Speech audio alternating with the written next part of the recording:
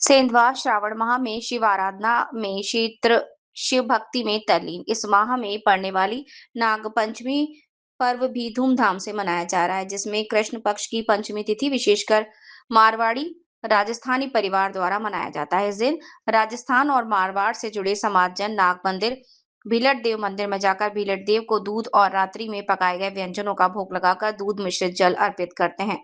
मारवाड़ी परिवारों में इस दिन एक दिवस पूर्व पकाया जाता है, अन्न ग्रहण किया जाता है, जिसे पहले नाग देवता को अर्पण किया जाता है, फिर उसे ग्रहण किया जाता है। इस संबंध में शहर के विद्यमान पंडित राधा माधव बताते हैं कि नाग पंचमी उत्सव मुख्य रूप से नाग देवता को अर्पित है, जिसका उल्लेख नाग के राजा वासुकी से संबंधित कथा का उल्लेख आता है।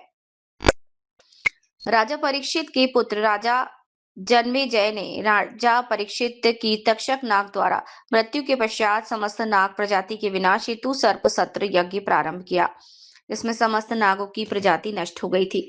जिसके बाद ऋषि आस्तिक ने आज ही के दिन प्रयत्न करके इस विनाश से बचाया था।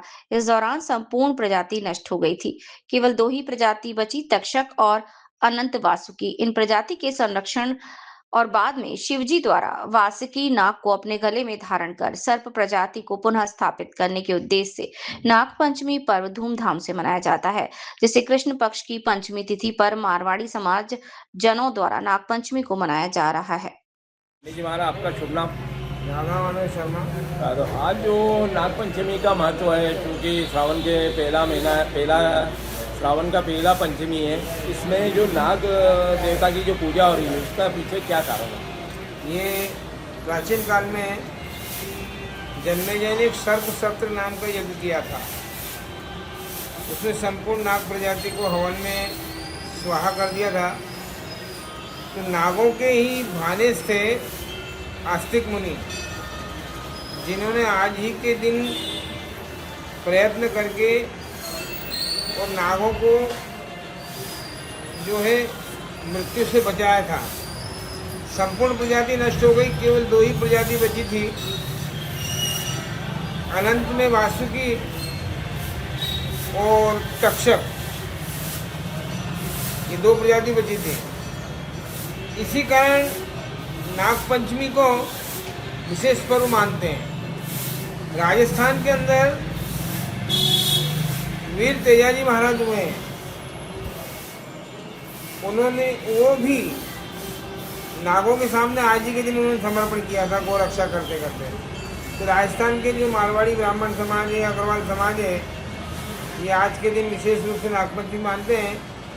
अन्य समाज जो है श्रावण शुक्ल पक्ष पंचमी के दिन नागपंचमी का पूजन करते हैं। ये नागों का विशेष पर्व है, यहीं से नागों का जीवन मिला, इसको नागों का पुनर्जन्म भी कहते हैं, इसलिए एक तरीके से नाग जयंती भी होती है। यही बात है। बहुत बहुत धन्यवाद पंडित जी आपका। लगते सावन के नाग पंचमी के पहले दिन हम लोग ठंडा खाना बनाते हैं, उसमें पूड़ी भजिए गुलगुले हलवा बनाकर दूसरे दिन बिलट बाबा मंदिर में जाकर नाग बाबा की पूजा करते हैं और बायना निकाल कर उस दिन हम लोग दोनों ठंडा खाना खाते हैं। पंडित जी महाराज, आपका नाम? हरिओम। हरिओम। ये जो आज ये पूजा पाठ चल रही है, इसका? ये अग्रवाल समाज और मारवाड़ी समाज की नागपंचमी मनाते हैं ये, और इसमें ठंडा चढ़ाते हैं। ये 2 ही समाज चढ़ाती है इसमें। अच्छा। और सुबह 5 बजे से चालू हो जाती है। 5 बजे से चालू हो जाता है, तो ये 12 बजे तक ये चलता रहेगा। 12 बजे तक चलती है। अच्छा। ये जो मंदिर अपना कितना पुराना है, इसका क्या है? ये तो सदियों पुराना भी है। सदियों पुराना। हाँ।